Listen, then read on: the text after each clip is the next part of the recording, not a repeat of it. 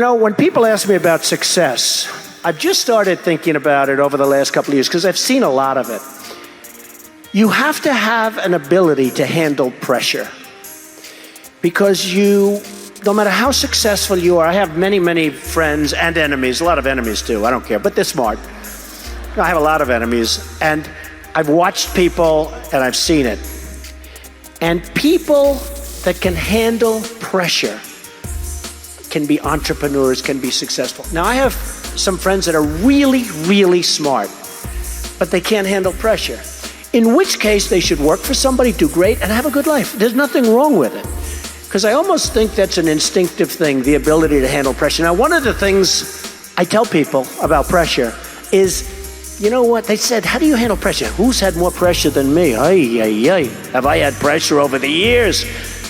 And, I get criticized in my hair, but it's not so bad, and it's real, it's mine. It is my real hair.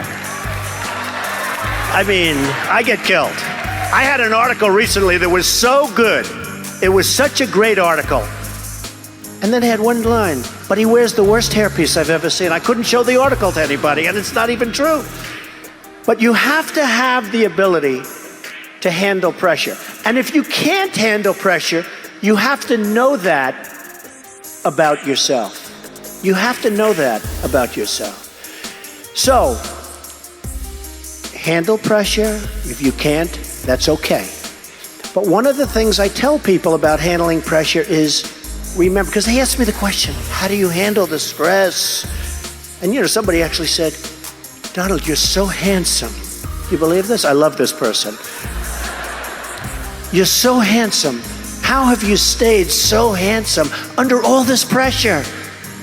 And I actually thought of it to myself, you have to remember, it doesn't matter. God matters, your family matters. It doesn't matter. And if you say it, I have some people, they say, I've got to be successful.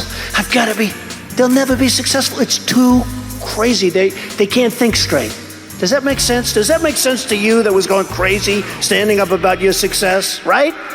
So you've got to handle it. Now he's a little bit more low key. That's very good. I like that.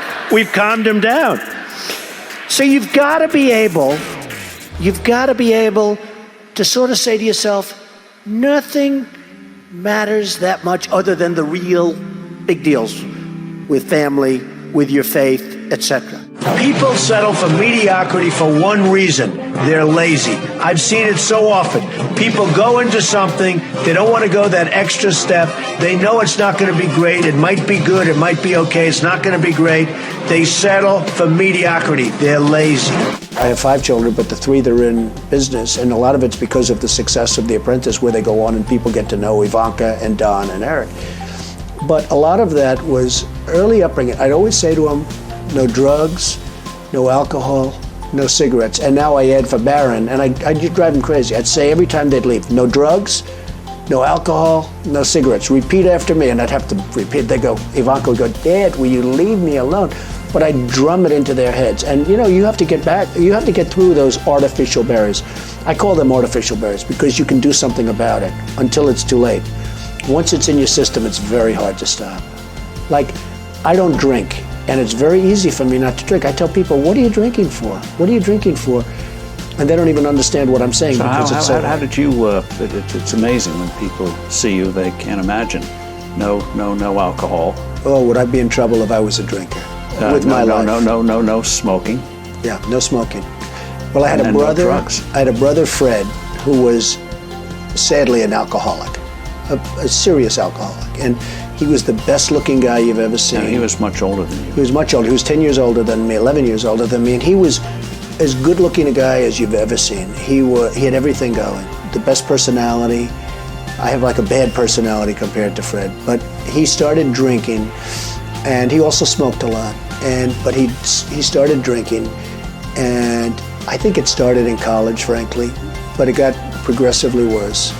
And he was really unable to stop. And he'd always tell me, don't you ever drink. So he was much older than me, and it really has an impact, when you have that kind of an age difference.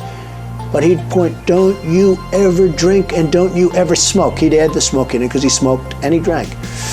And it hugely affected his health and hugely affected even his look and his, the whole bearing.